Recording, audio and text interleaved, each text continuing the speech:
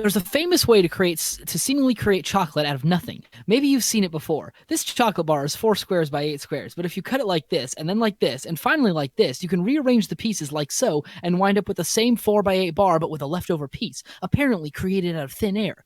There's a popular animation of this illusion as well. I call it an illusion because it's just that.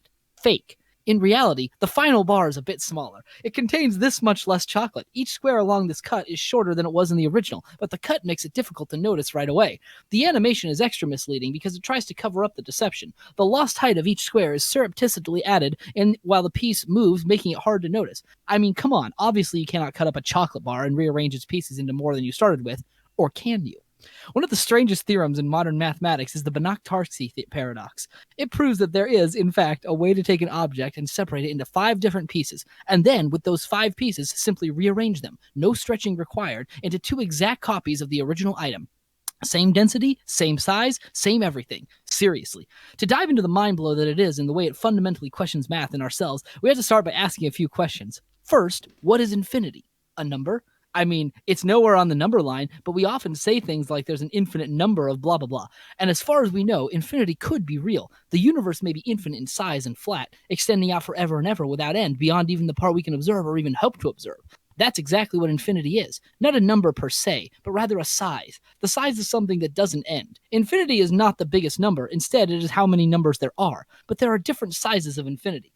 The smallest type of infinity is countable infinity, the number of hours in forever. It is also the number of whole numbers there are, natural numbers, the numbers we use when counting things, like 1, 2, 3, 4, 5, 6, and so on. At some point? So, I wondered when you would, gosh. I don't know, usually you just have like a relatively short little monologue that you reach the end of, and then we move on, but you're approaching the 2-minute mark, and I'm getting the impression... Do you know what I'm quoting yet? The college thesis?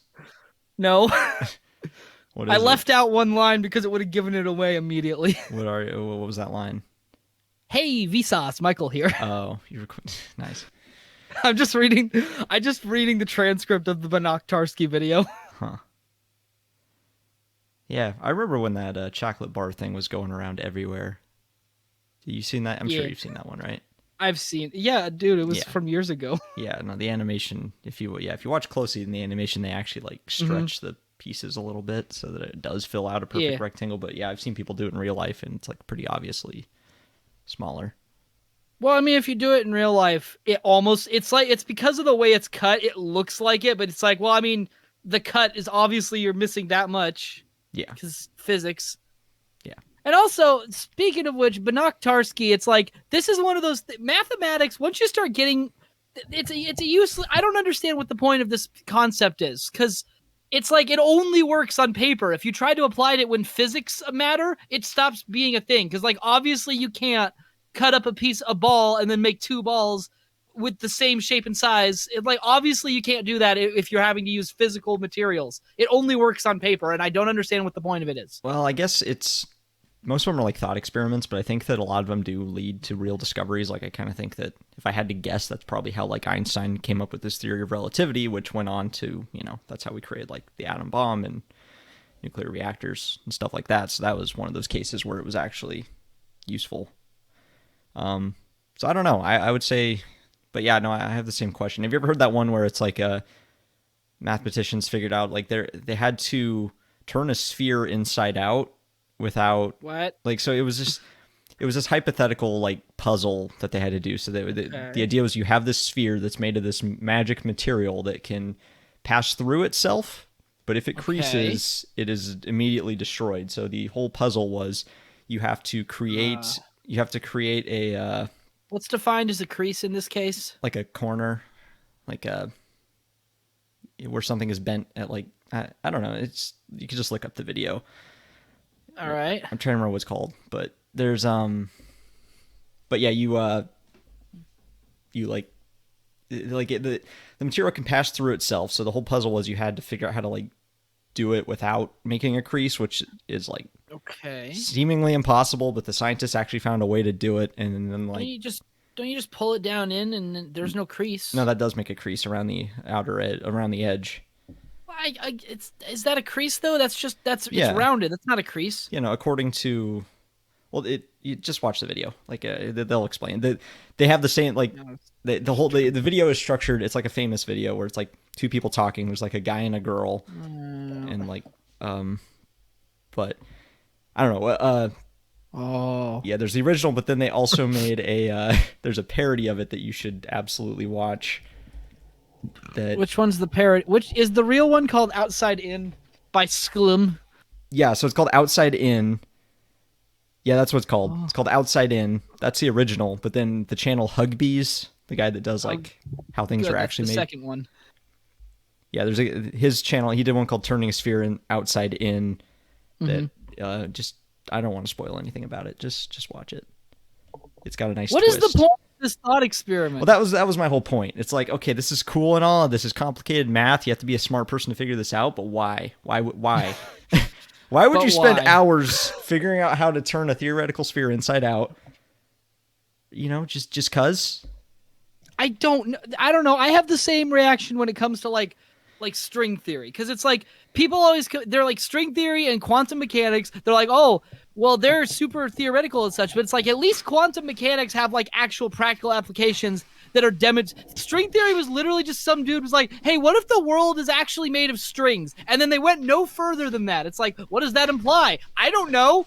Have you made any notable developments? No. Why is it here? Sorry, what? Guys. Sorry, I'm opening the window. It gets incredibly hot in my office.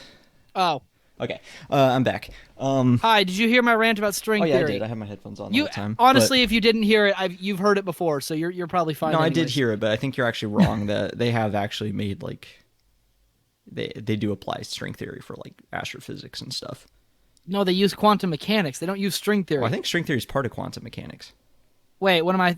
There's a separate field. All I know is that there's two different things. One of them has quantum in the name, that one of them actually went somewhere, and the other one is just string theory. I have no idea. Anyways. Oh, the other one that I've been thinking about a lot. Fermat's last theorem. I thought about it because it was in that Star Trek episode where they're like, we still haven't solved this, but because the show was made in the 80s and they solved it in the 90s, so it's like, we got. But I don't understand the point of this. What's Fermat's basically? It's like here's the theorem. No three positive integers, a, b, and c, can satisfy the equation a to the nth power plus b to the nth power equals c to the nth power for any integer where n is more than 2. And it's like, it's because it's like, take away all the complicated way that's set up. It's really just saying you can't make this equation never equals itself with any number if it's more than 2. And it's like, what? Huh? So why? It's like, you're just saying that?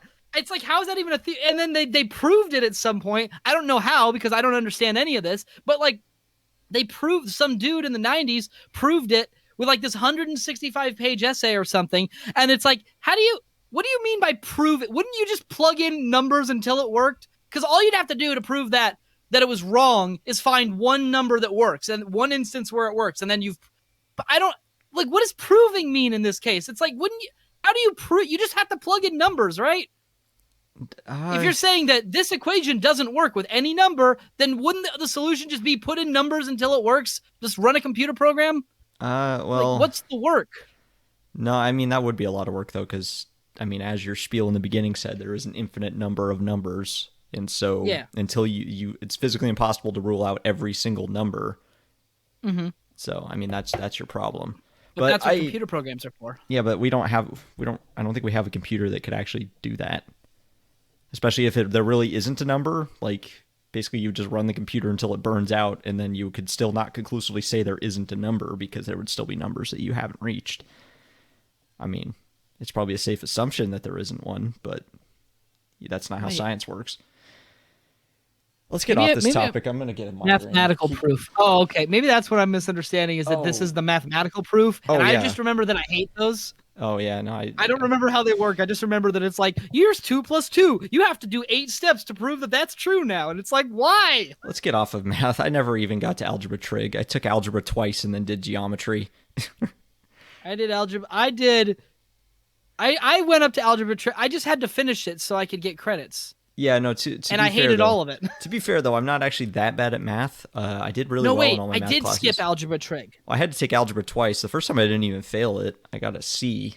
but it was only because I slept through class every single day because that was when my thyroid was at its worst. Oh, yeah. So that's why I took algebra I twice. got all A's. Yeah, I got all A's and everything. After that, I retook algebra the next year and aced it easily, and then I took geometry and aced that. And then I'd fulfilled my math credits, so I didn't take anything else because I kind of hate math. Oh, me too. They say that there's no such thing as a math brain, but it's like, well, you're right in the sense that sure, anyone can do math, but there is such a thing as someone who enjoys it and someone who finds it tedious. And I'm squarely in the camp of I hate doing this, don't make me do it. I mean, I had some fun with it, like I don't know, like some of the algebra equations were kind of like solving puzzles, but my wife had to take a math course when she was in college, and I tried to help her with some of that, and we had several arguments about it. Yeah, I wish I was don't joking. Remember. No, I don't. I believe you. I just remember about geometry. All I remember is that it made me hate triangles. Yeah, and shapes in general.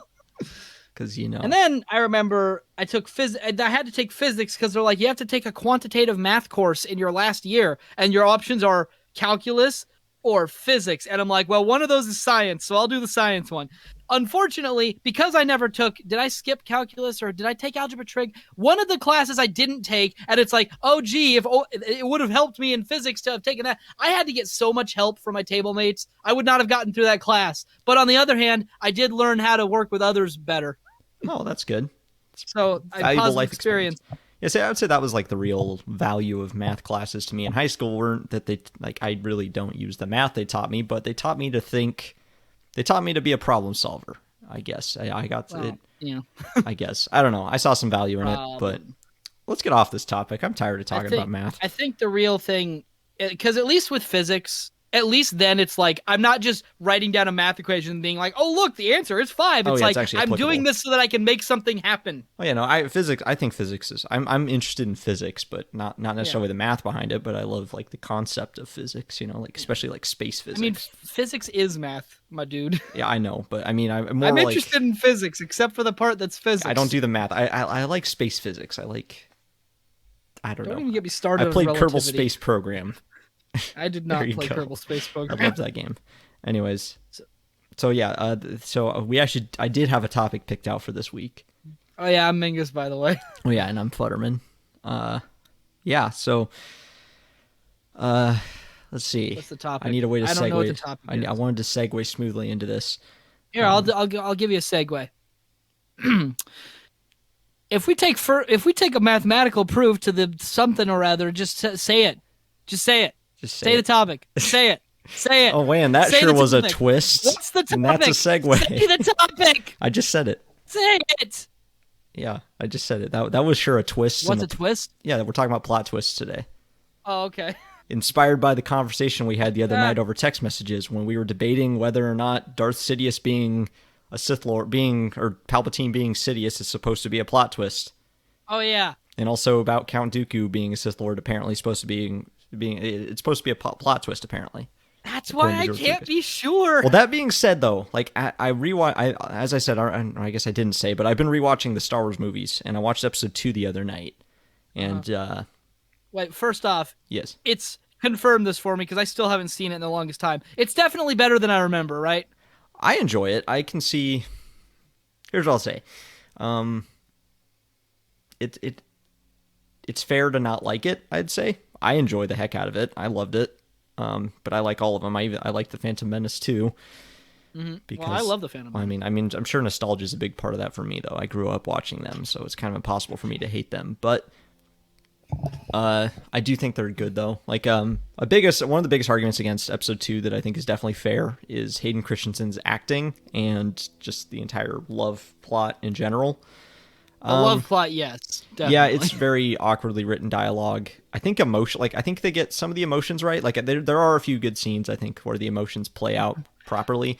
The dialogue is very choppy, and so is his performance is pretty bad.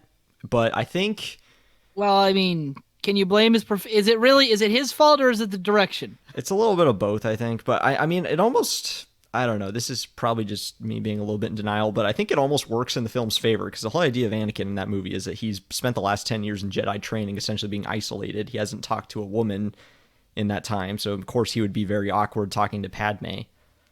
So I think that maybe plays into that a little bit. I'm sure that was probably not intentional. I think it was just a weird performance. But, Yeah. you can kind of write it off as saying, well, he just doesn't know how to socialize, so that's why he talks funny. Yeah, but that's your take. That's a Doyleist. Which one is the in-universe one? That's either Doyleist or Watsonian, but I can never remember which is which. Hold on. What do you mean by that? Watsonian As in versus like Watson, as in like the psychologist? No, hold on. This will make sense as soon as I find the thing. I can never remember which one is which. Let's see. Watsonian. Okay. Yeah, so after John Watson and Arthur Conan Doyle, Watsonian, if you ask a question about Sherlock Holmes, you'd get a different answer depending on whether you ask Dr. Watson or ask Sir Arthur Conan Doyle. Watsonian is the in-universe explanation. Doyleist is the out-of-universe explanation. Okay, yeah. So Watsonian, Watsonian he's been in Jedi training for 10 years. Doyleist, Hayden Christensen wasn't a good actor yet. Yeah, I could say he definitely did better in episode 3. I mean, there were still some awkward lines, but yeah. I mean, Well, no, his physical acting in episode 3 is like really good. When he's not speaking, it like totally works. The problem is that his voice absolutely does not match his face, especially later in the movie. Yeah, that's a good point. But anyways, my point though is I was going to talk about the Count Dooku twist. Watching the movie again with that in mind. Wait. Yeah. One more thing before you can do that. What? I know that only 6 people ever have seen any of this, but on the off chance that this gets big, Matt Lanter, reach out to us. One of my pet projects is to one day raise enough money to get you to dub over all of Hayden Christensen's line in Revenge of the Sith. So call me. Drop an email to our email. This is I'm gonna like do it through Cameo or something.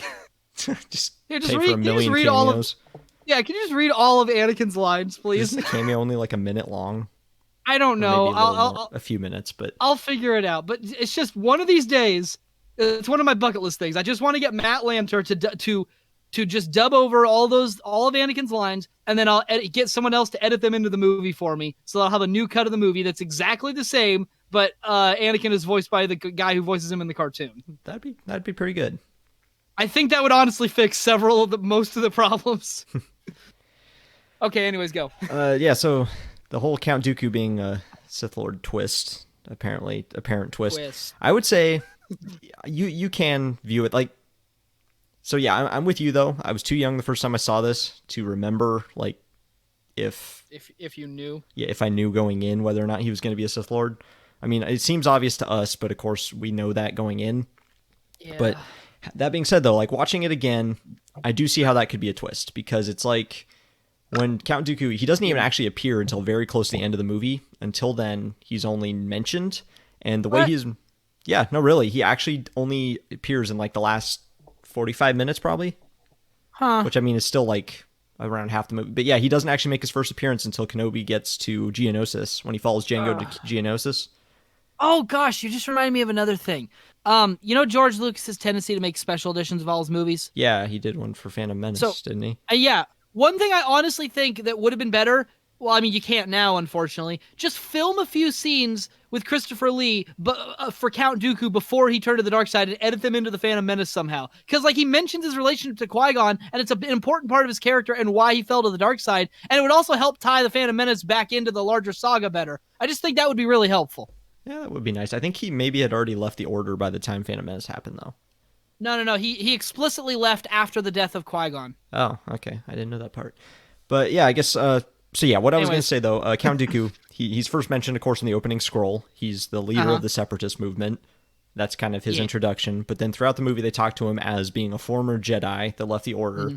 And then the next time when you first meet him, when he speaks to Obi-Wan, he talks about, Sorry, I'm getting a knock on my window. Excuse me one second. You just keep explaining this, unless do I need to hear it? I mean, it's good if you hear it, so you can comment on it. Okay, hold.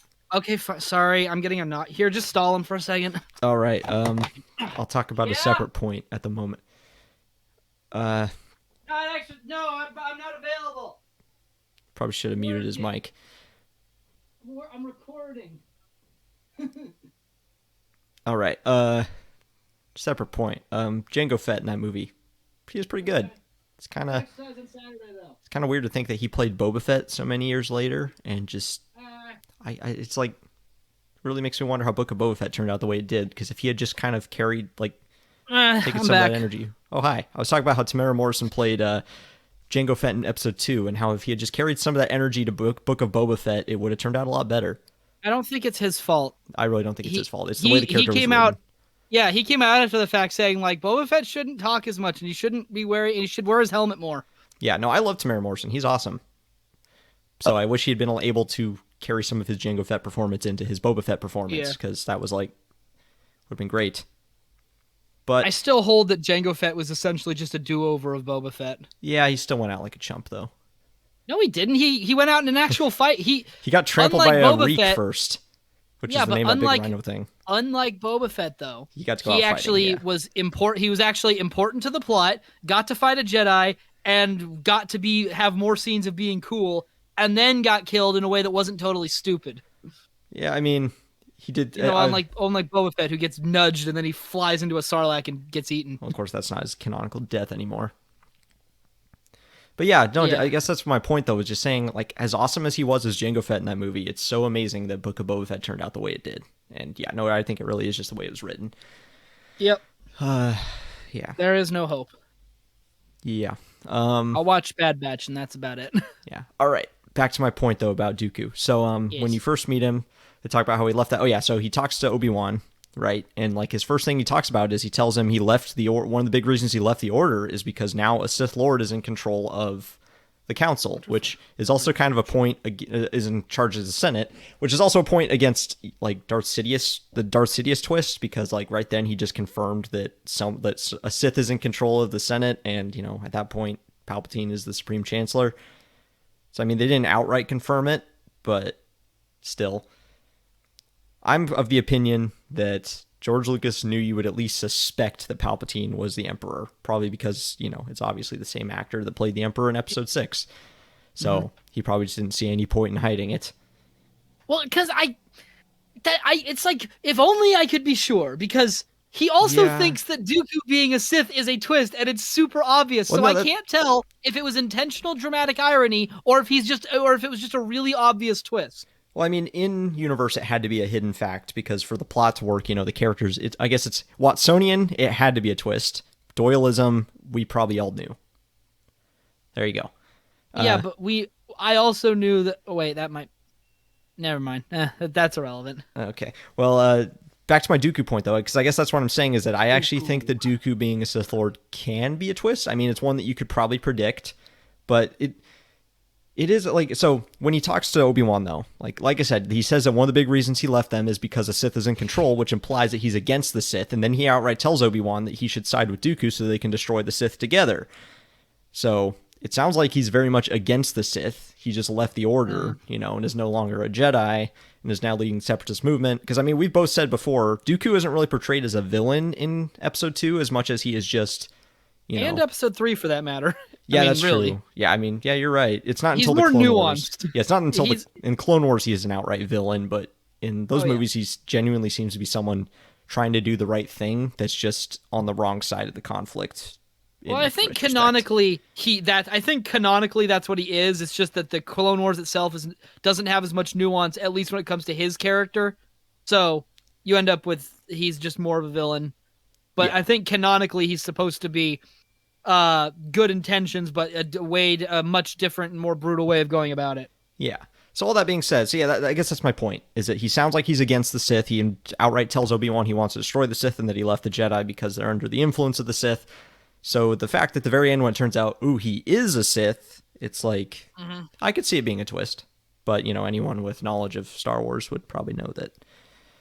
Well, you probably would see it coming. I guess a lot of it is, it's the Doyleist perspective. It's like, well, we've got a character played by Christopher Lee. We need to have a lightsaber fight, and he's the only option. So, I mean, who else is it going to be? Yeah, good point. Obviously, he has to be the Sith, because who else are we going to have a lightsaber fight with? Yeah, you know, I saw something about that, actually, that was like, kind of part of the formula of a Star Wars movie is you always need to have the big main bad guy and then like his character. Like, so you've got your big bad guy that represents the overarching threat, and then you have your, your henchman bad guy character that is more the direct threat. So it's like, in episode 4 or in the original trilogy, you've got the Emperor, and then you've got Darth Vader as the step down from that. Emperor acts as the overarching threat to the heroes. Darth Vader is the threat that they more directly confront. Well, and I mean, so, in episode 4 though, it's just Tarkin. Emperor didn't. Yeah, no, wasn't actually, there yet. Oh yeah, you're right. Actually, the video said that too. Yeah, in episode 4, it was Tarkin was the overarching guy. Vader was, the other one, and that he's was kind the of heavy. Yeah, he's the heavy. There you go. He's the heavy.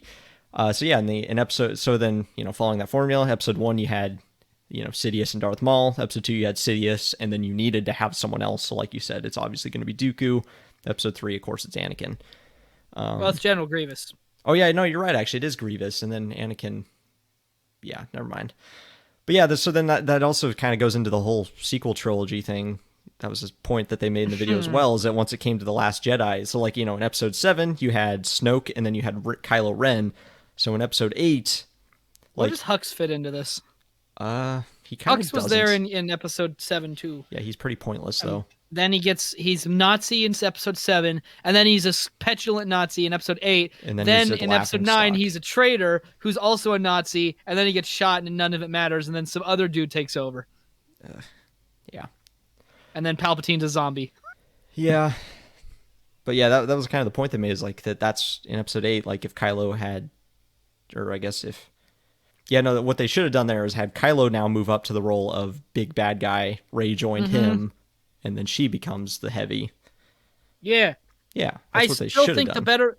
Well, I thought that it would have been so much more interesting, and it would have been the good kind of subverting your expectations. I mean, the Luke stuff notwithstanding, it would have been the good kind if she'd actually taken him up on his offer, and then Finn spent the 3rd movie training with Leia to become a Jedi, and then he was able to redeem Rey, and then Kylo dies. That would have been a better plot. Yeah, because that was also the point they made too, is that once Snoke was out of the picture, Kylo now has to move up into the role of the overarching bad guy, and that's why in episode 9 they had to bring Palpatine back, because, Kylo had to be pushed back down to the role of heavy so that he could be redeemed. Yeah. And it was not satisfying in the least. Well, I mean, there were other problems. That was just one of them. Oh yeah, no, yeah.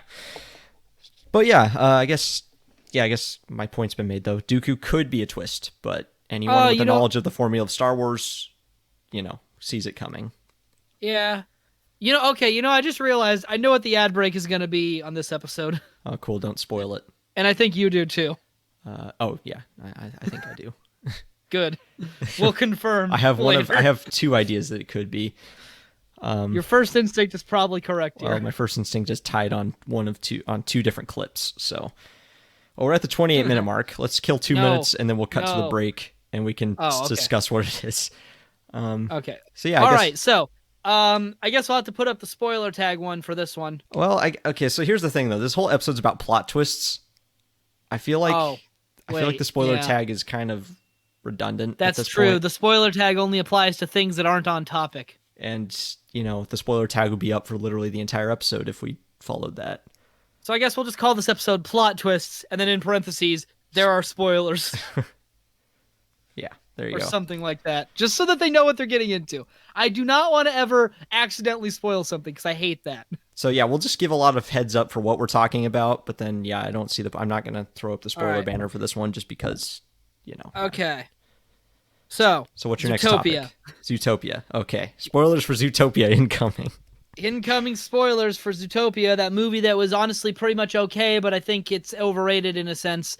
Yeah, I feel like it's kind of been forgotten, though. I feel like the hype kind of died out. It was a solid movie, though. I liked it. I don't know. Disney's in the middle of dying right now, so we'll see how it all goes. And painful death. Yeah, I'm thrilled, actually. I've been hoping for this for years. No, okay, here's the thing with Zootopia. I don't know if it was obvious to anyone else, but, Bellwether being the villain was super incredibly obvious to me, and to the point that some people do not believe me when I tell them that I had figured it out immediately. Because I believe that you did. The very second that character showed up on screen, I'm like, oh, she's the villain, obviously. Because it's like, You've got the lion guy who's the obvious corrupt politician, so he's too easy a target. You've got the secretary who's really helpful to the heroes and working behind his back. Obviously, she's going to turn out to be evil later because it would be too obvious that the first guy was the villain, and she's the only one in a position that could pull it off. And then it's like, surprise, surprise, oh, she's the villain, and it's like, oh, cool, I figured that out an hour ago. Yeah, I feel like we could have a good discussion in this episode just about the concept of Disney twist villains as a whole. I don't like them as much. Yeah, I don't think anyone does. I don't think. Yeah, I mean, the best point I've seen made about that is that the problem with like the way Disney does their twist villains is that usually once the person is revealed to be a villain, they basically just become a whole new character, and Well, yeah, so 'cause all the character development they get up to to drop that the point, act. yeah, it's like the whole. But then that basically means that any development for that character up to that point is moot, and you basically have an undeveloped villain.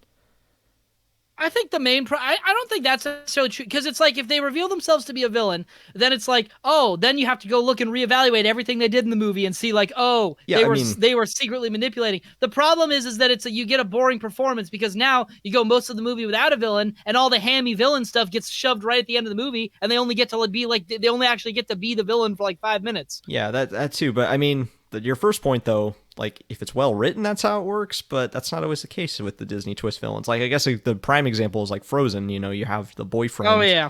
You have the boyfriend who is literally just like the nice guy for the entire first part of the movie, and then once he's revealed to be the villain, it's like even knowing that, watching the movie again really doesn't change anything because he's still just, I don't know. He seems like an entirely different person between those two. Yeah. Well, because it's like he's, instead of just being evil, it's like he switches from being like super happy to being like, ha, I'm the evil guy. Everything I do is over the top now. That's what they always do. Yeah. Like everything he does is like, I'm blatantly evil now. I'm going to evilly smile about everything. I'm going to mock you all the time. I'm going to talk about how much I love being evil. And it's like, seriously? Yeah. I was watching a show recently. I won't tell you which show, so as not to spoil it. But they revealed that a side character who's been in the show since the first season was actually one of the villains, and it worked well here because they actually show how there's a trend with this character that you notice after a while that he seems to inadvertently lead the characters into dangerous situations a lot, and then when you find out that he was a villain, it's like, that was intentional. It makes sense now. But like, I just remember thinking like, okay, so he's keeping up. It's funny because once it was revealed to the audience that he was a villain, like the next episode where like the characters still don't know yet and like they haven't found out that he's a villain, but the audience knows, they're not hiding it from the audience anymore. So his whole like, I'm pretending to be good suddenly becomes a lot more blatant. And it's weird. Because it's like all of a sudden he's doing like all these evil smiles behind everyone's back, and he's doing like way more blatant, we need to go over to this area completely alone. I'm sure it will be fine. And it's like way more blatant now because they're not hiding it from the audience anymore. Is this show supposed to be comedic? No, it's not a comedic show. I'm just paraphrasing so as not to give it away. Oh, gotcha. All right. So yeah, we're over the 30-minute mark. Though. Let's cut to that highly anticipated ad break, and then. Sure, why not? All right, ad break.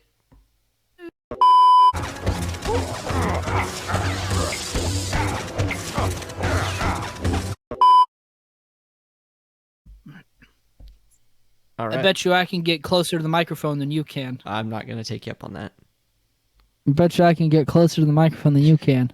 I mean, like you literally can, once you touch the microphone, you're as close as possible. Oh, never. I take it back. I take it back. You win. All right. So yeah, off mic. Excuse me. I need to drink. I need to drink a sip of this clear American Mandarin Orange brand spark. Oh no, the fizz. Ah. Oh, yeah. So okay, off mic, as we were having our ad break.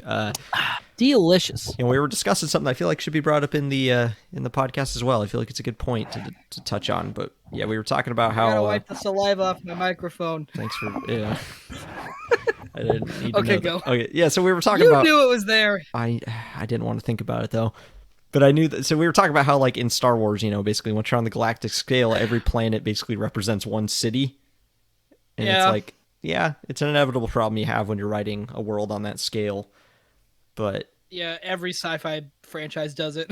Yeah, but Star Wars especially, where it's like, you have Tatooine is just the desert planet. And that's what's really infuriating is like when they made the sequel trilogy, they added not one, but two more desert planets that are like basically identical to Tatooine. Yeah, they did. They added, Jakku. Jakku. And then What was the other one? Pisana or Oh, right, the something. third movie. I forgot about I that. want to say it's called like They have to go Pisana or to find something. Lando Calrissian, and then they have to find Luke Skywalker's secret dagger that he couldn't find, even though it was right there. Yeah. On another desert planet for some stupid reason they couldn't just put all this on Tatooine. Yeah, no, we need more desert planets. Like, It's the cheapest to film. yeah. Yeah. Which, hey, also I wanted to make a point. So I think we had talked recently about how Skywalker Saga, the Lego Star Wars Skywalker Saga, came out recently, and I've been playing the heck out of it. I'm happy to say I think the makers of that game hate the sequel trilogy as much as we do, because a lot of the jokes that they make throughout the sequel trilogy are deliberately targeting the stupid writing. So, Like what? well, there's one thing, it pointed out something that I didn't actually even realize. So did you know in The Rise of Skywalker, when they go to the wreckage of the second Death Star, right, which is already stupid enough because it was pretty obvious there wasn't any wreckage left after that. Yep. Where do you think that wreckage is? That's supposed to be Endor. No, it's not. But just oceans No. for some reason. It's not. It's a different planet. Oh, so, how far away? I have no idea, but it's a different planet. It's not on the forest moon Endor. But yeah, they deliberately make a joke about that, where Rey says something like, "So now I've got to go to this planet where the wreckage of the Death Star landed." You know, I would have thought it would have landed on Endor, but I guess I don't understand physics. So yeah, I think you're safe if you want to play that game, because I feel like it pokes fun at the first 6 movies, but then it genuinely takes jabs at the last 3. So I'm pretty sure the only Lego Star Wars game I've played is the original trilogy game for Xbox 360. oh, you should at least play the complete saga. It's a classic.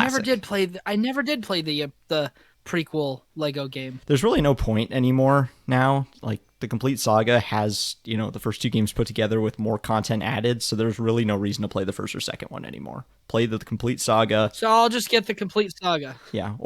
I mean, actually, the complete saga, I would say there's enough difference between the complete saga and Skywalker Saga that, like, there's a reason to play both, but you should I'd play rather Skywalker just Saga. not have any of that sequel crap in my house. Ow. You own episode 7 though on DVD. That was my parents' copy, and it was before episode 8 came out and ruined everything. You still have it in your house though. Yes, well, shut up. Either way, I also have the Mummy the Animated Series on my shelf. What of it?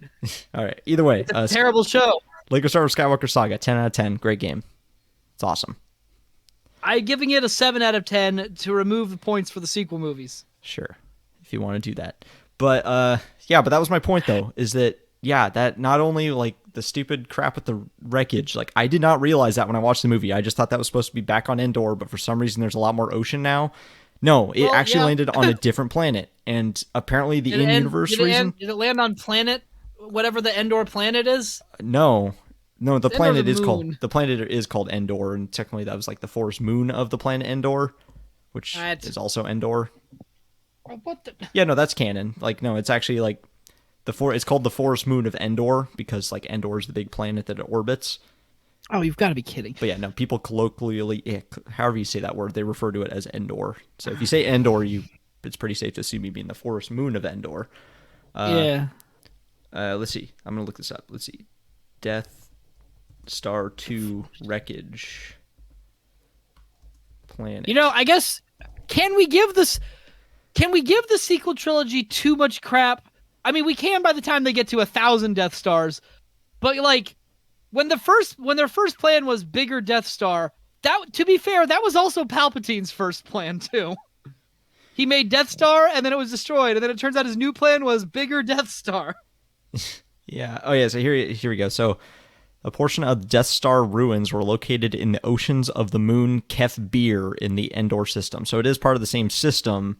Oh. But, it was orbiting the forest moon of Endor when it exploded, so there's no reason it would have landed anywhere else. Yeah. But and then also, it was completely vaporized, Yeah, apparently the in-universe reason is that, I guess one of the novels explained that, like, something about the explosion sent the wreckage into hyperspace. Oh. And so it came out the other end, and that's how it landed did that there. happen? I have no idea, and I don't care enough to look it up. Sequel trilogy. You know what? No, we can't. What? Can't what? You can if you want to, but honestly, we might get demonetized. What do you want to do? Doesn't matter. What? You want me to say a certain phrase about the sequel trilogy? Nah, don't bother. Then it doesn't matter. We're not monetized anyways. But We don't have enough views. yeah. Either way, oh, also, have you ever heard of the character Mr. Bones? Maybe. He's a Star Wars character. He's a battle droid that's painted red and wears bones on him. Oh, I why? I don't know. He was I don't know his backstory. From He's the a character that comics or yeah, he's from the comics, but he appears which comics? I think I don't actually know. Let me look Oh appearances. my gosh. Yeah, it's just like he doesn't seem like a bad character, but I just can't comprehend why his name is Mr. Bones. I mean, I know he has bones on him, but like calling him Mr. Anything just seems weird. Where is he from? Legends or? No, he's canon. Let's see. Oh, then that means he's from the Disney era. And oh, I he's don't from care. the Aftermath novels. Ah, screw that. Yeah, so there you go. But He yeah, also has a non-canon appearance in Lego Star Wars: The Skywalker Saga. yeah, that's how I heard about him. But I just was perplexed that there's a character called Mr. Bones and that he is supposed to be a serious character. He's in Aftermath trilogy and also Poe Dameron, number 13. Oh, so he is in the comics as well. So there He's you go. in one comic. Great. I don't care. Yeah, so there you go. I'm only collecting Dark Horse Star Wars comics. I'm almost there. I made a new list. You know, Marvel's Darth Vader comic was pretty good. I read some of that one. I refuse to read it on principle. Just because it's part of the Disney era. Yes, I'm not supporting them. I mean, I bought it before they, I bought my copy of it back when it was like. I am buying all the old Dark Horse omnibuses. I have basically all of them. There's just a few more I'm missing. I finally got the Tales of the Jedi ones. Wait, wouldn't it be Omnibuy? No, I looked it up. It's omnibuses. Okay. Just like it's actually octopuses, not octopi. Yeah, or octopodes, I guess, is also. No, acceptable. that's weird. I mean, it's weird, but I guess it's also technically acceptable. Yeah, octopi is incorrect because octopus. Wait, how does it work? It's like I think octopus It's something is Greek. with the Latin roots or whatever. Yeah, no, I think it's because saying octopi would be implying because I think it comes from a Latin root, but it only goes to I if it's like a Greek root. I think something like that. There's some language quirk. Bottom line, it's octopuses. Yeah. I don't know. I don't remember totally why. I just know that it is. Although at this point, octopi sounds correct because people have been wrong about it for so long. It does not sound correct because I know it's octopuses. I don't know. If anyone corrects me on that, I'll be able to push up my glasses So that I don't have. yeah, I guess let's continue with some plot twists then. So yeah, I guess it's your turn. That's what we were talking about, wasn't it? Originally. So yeah, let's yeah. So there was the plot twist that for the wreckage of the Death Star landed on a different planet. Twist, no, I mean it's a twist as in like I think that's just bad writing. I mean, yeah, that's what I mean. It's not a plot twist. It's just a twist because you wouldn't expect it because it would, any competent writer wouldn't have done that. Any competent writer would have just left the damn Death Star out of the movie. But yeah, and yet here we are. So yeah, do you got a twist you want to bring up, or should I made a list so I can keep going. I'll just ask you first of all. Is the bellwether twist obvious to you, or did you not see it coming when you watched that movie? I kind of have the Count Dooku problem with this one, where I don't remember my first viewing well enough to know how I felt.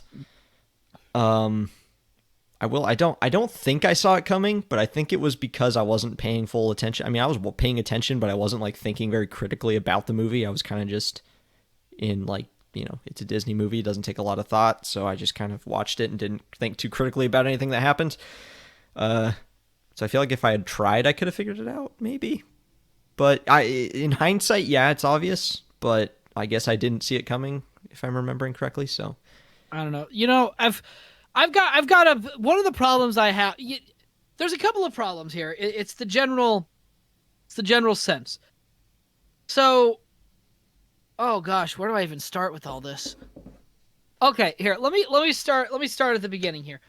The stupid Indiana Jones doesn't matter in his own movie theory. We talked about this off camera. yeah.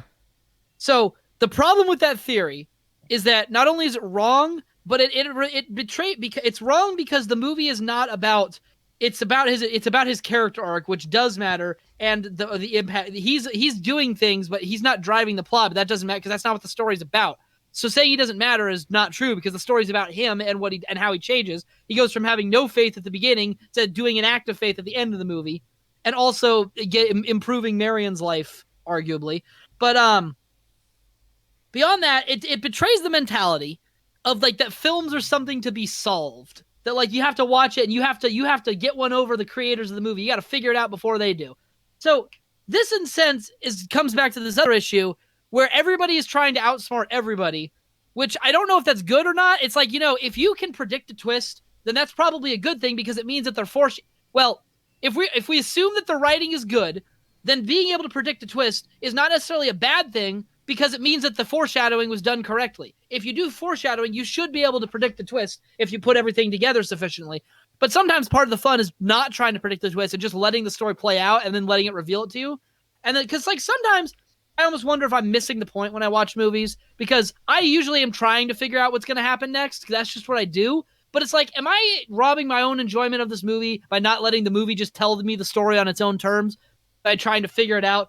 And anyways, that's all just to say this idea that we have to solve the movie is a really obnoxious one because it leads to most of the stupid fan theories from that fan theories episode. They're born out of this mentality that the movie is a riddle to be solved. It's like we have to figure out what are they trying to do, and we got to get it before they tell us so we can prove we're smarter. But then you also have movie people who they make their movie, or like just writers in general. They're trying to trick their audience. You have a good example of this is Armageddon, 2001, I think it was, and it was a comic book event in DC.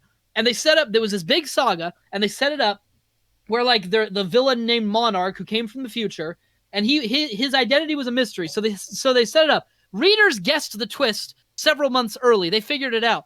So in response to this, they hastily rewrote their ending so they could be like, see, they got it wrong. It's not that guy. But in doing so, they ended up changing it to one of the few characters that they had established it was impossible to be the identity of Monarch. So what they ended up doing is throwing out all of the narrative buildup and creating a plot twist that made no sense because they were trying to get Wanaba over the audience.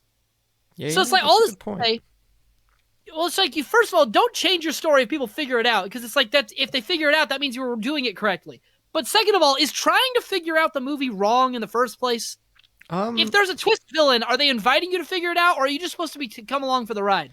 Well, I guess, yeah, like, this is a discussion I wanted to have too, is what makes a good twist. And it's like, in my opinion, a good twist, like you said, it's one that could be predicted. It's like, it's built up well enough that, when you look back, you should say, wow, that makes sense. How did I not see that? Or, maybe you do figure it out. Like, it's like all the pieces are there, but you don't necessarily put it together. So I'd say, like, ideally, you shouldn't know there's going to be a twist because then you don't know to watch for one. So when the twist hits you, it's like, wow, I didn't see that coming. But then I guess here's a good example. The Prestige, that movie. Have you ever seen it?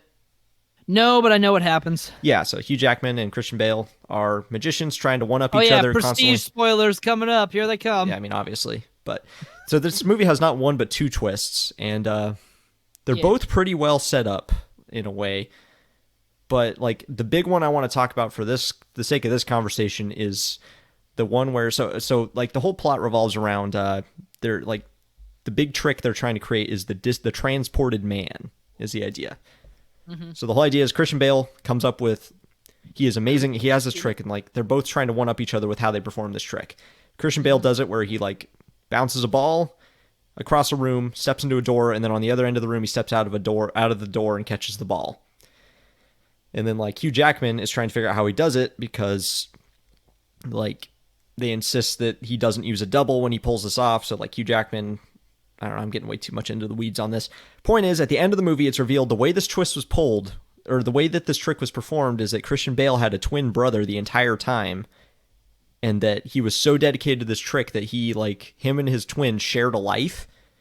So they would take turns being, the person, like being, I can't remember what his name was, but they took turns being Christian Bale, and then the twin would play the part, like would put on a costume and play as like his assistant that like was his partner throughout his entire life.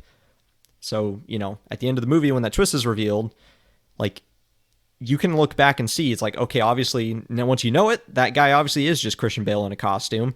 There's like a scene where Christian Bale gets his finger shot off by Hugh Jackman, and then like his wife makes a comment like the next day, like his wife makes a comment, or I guess it's like a week later or something, his wife's like tending to his wound, and she's like, how is this like she basically says that like the wound looks like it's fresh again. How is that possible? It's like you kind of just glance over it, but looking back, it's because, well, the twin had to cut his finger off so that he would match his brother. And then like his wife also makes a comment about how some days he loves her and some days he doesn't. And it's because some days it's the twin that actually loves her and some days it's, the other twin. And so it's like all those pieces, you could have figured it out, but, you don't know to expect that, so you don't try. Does that make sense? Yeah. I feel like that was very but I long-winded. mean, this movie has a driving question, and so that invites you to try and figure it out with him. And it's the same with like mystery stories, where the express purpose is try to figure this out before we reveal it to you.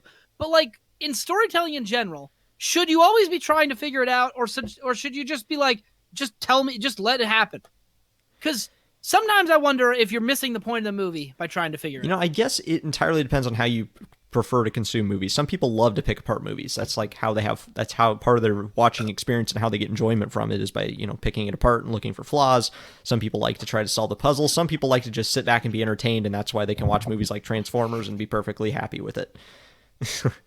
Well, if that's true, then I can't figure out, because I definitely like to pick apart things, but also I'm a firm advocate of just enjoy the thing. It probably depends on what you're watching. I mean, I kind of do the same thing. Like, you watch different movies in different ways. I guess what really matters is don't ruin someone else's experience, Like, if you guess the twist, don't ruin it for someone else or tell them it's a bad twist. Just let them make their own opinion. I don't know. I guess I'm always looking at things permanently from an analytical standpoint, because apparently narratology is just my hobby, I guess.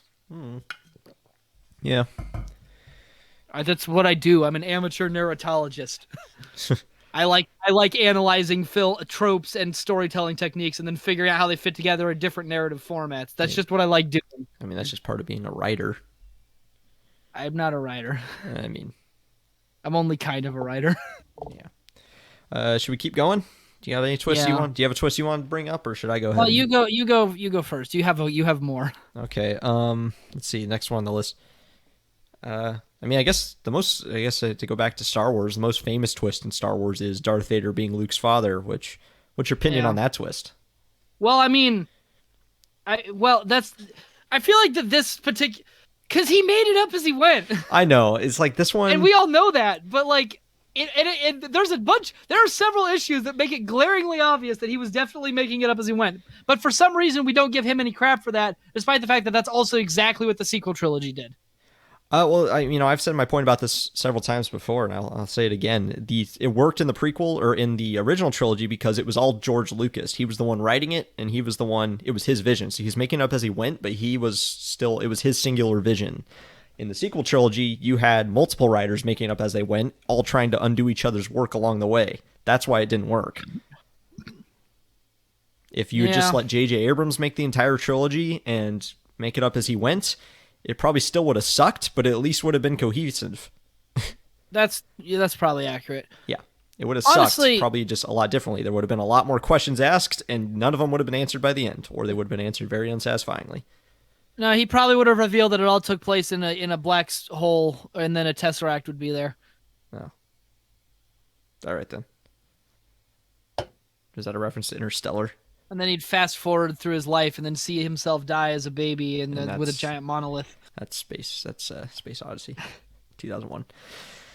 Yeah. Still haven't seen that movie. You haven't seen 2001?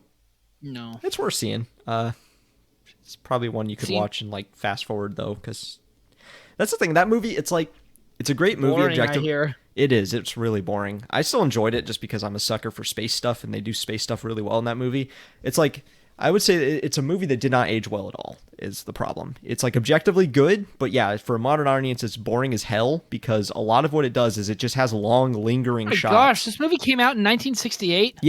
Yeah, exactly. It's like, it's older than I thought this movie came out in the 80s. No, it's older than you would expect. It was revolutionary at its time, and that's why it, like, the movie, it just had long, lingering shots. So, like, oh yeah, there's like a scene where like a ship comes and lands on the moon and in the docking bay, and it just hangs on it for like 2 full minutes while like the ship comes down the docking ramp and docks, and it's like, back when this movie first came out, people had never seen anything like that. So you could get away with holding on shots like that for so long because people are wowed by the special effects and how amazing it all looks.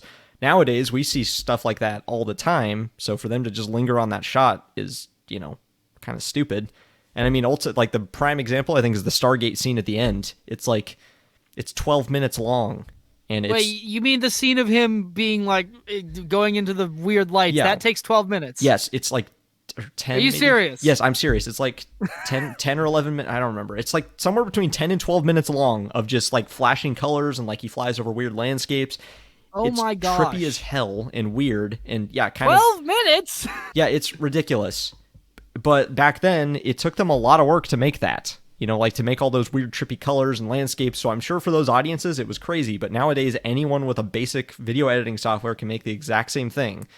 So it's a movie that objectively was good and at the time was revolutionary.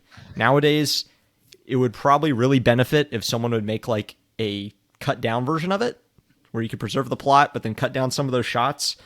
I mean, I'm sure film buffs would probably like burn you burn you at the stake for doing that because that movie's a bit of a You can't touch this movie. yeah, It's in the National Film Registry. yeah, exactly. So you'd probably get burned at the stake for doing that, but I feel like that would really benefit the movie's like longevity, honestly. Like if modern audiences had a version like that to watch, you could probably cut that movie down to like an hour and a half and still preserve the plot. So, You know, but then you wouldn't have okay. 2001. So, This isn't related to plot twists. I mean, but it none of just this reminded is. it just reminded me of the idea that like people always go on about how stupid modern audiences are, and it's like We're just desensitized. In some ways I agree with that statement because it's like they're like, oh, we didn't need our hand. This is gonna spin off in a second. Just bear with me here. Yeah, okay. They talk about like how we didn't need their hands held or we could do subtle things, but it's like, I don't think modern audiences are necessarily I think we're just stupid in different ways. Because I mean, really, I think it's always been true. We've always been stupid. It's just that like it's just different. Oh, yeah. Like if you go back and watch older movies, you could probably find the people who were stupid then, but like they just expressed it like not. I don't know. I don't really know how to do old timey attitudes enough for this to make sense. But do you know what I'm saying right now?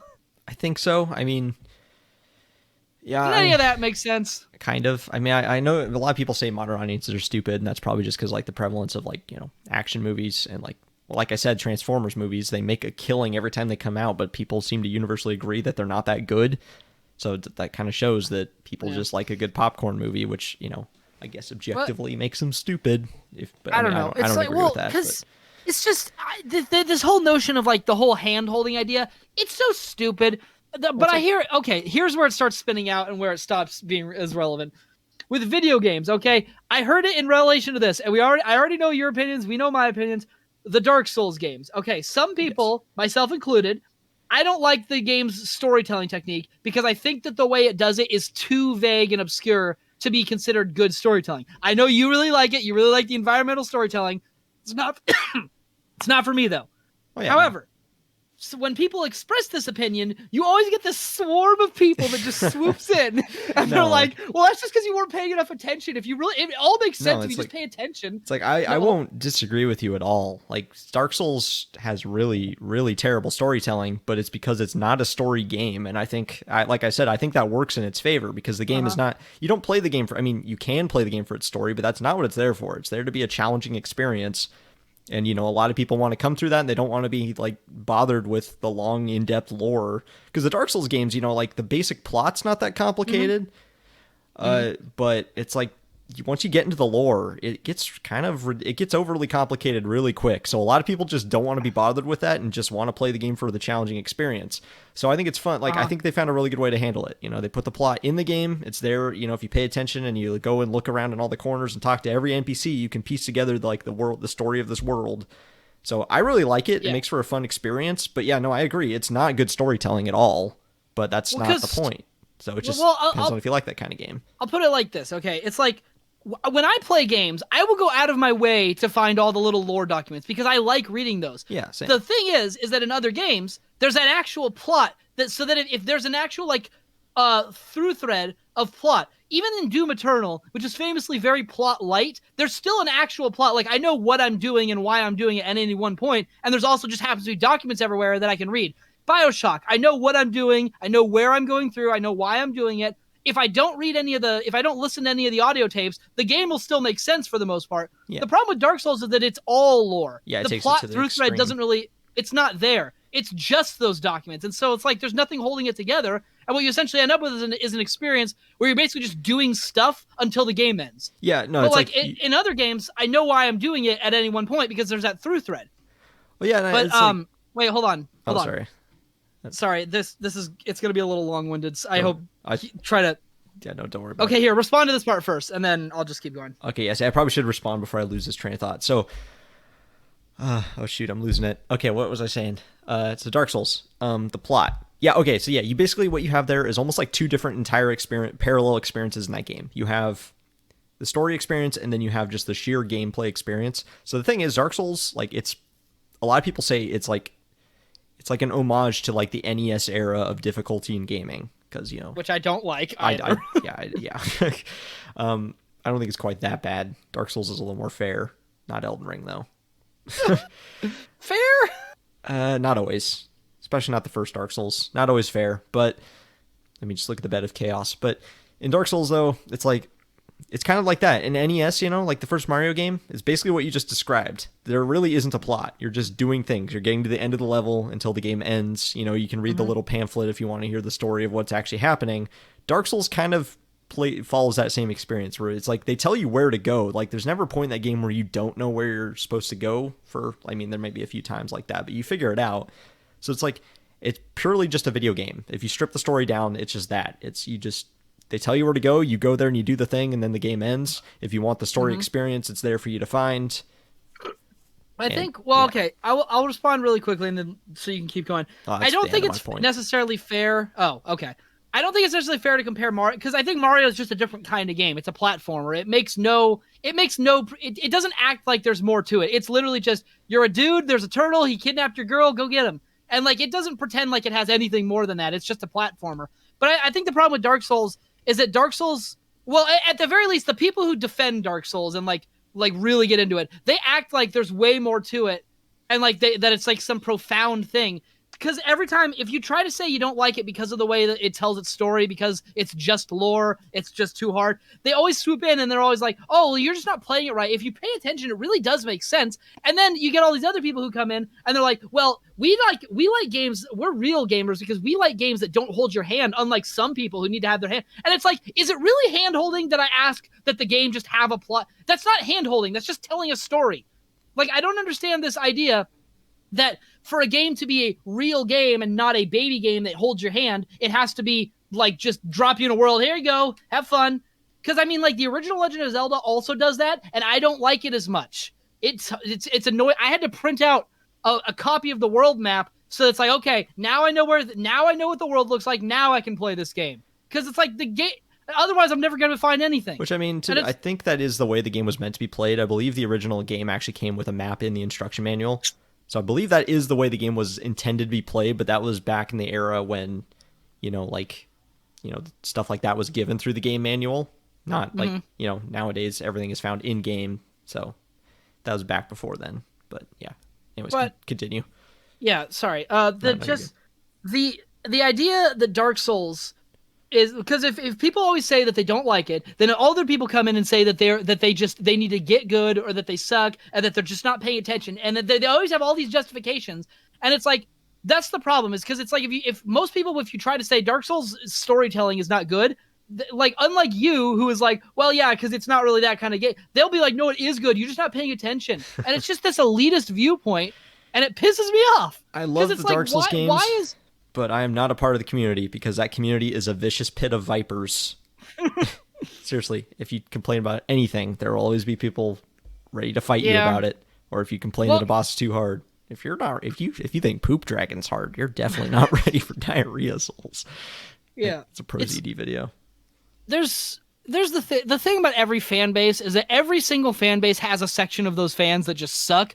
It's just that some fan bases have a larger section than others, which is like, it's one of the reasons why I do not interact with anybody who is also a Rick and Morty fan, except for pretty much you, because the Rick and Morty fan has an unusually large toxic fan base. I wouldn't even call myself a fan. I enjoy the show casually.